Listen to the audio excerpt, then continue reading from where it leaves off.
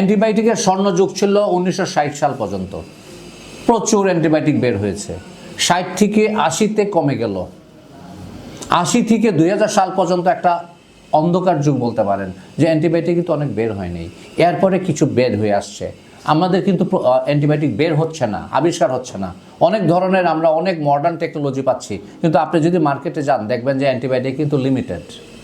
তাহলে এই অ্যান্টিবায়োটিকটাকে যদি আমরা সেভ না করি, সেভ করা বলতে আমাদের কথায় আসে যে অ্যান্টিবায়োটিক রেজিস্ট্যান্স, মানে অ্যান্টিবায়োটিক দিচ্ছেন আপনি, কাজ করছে না।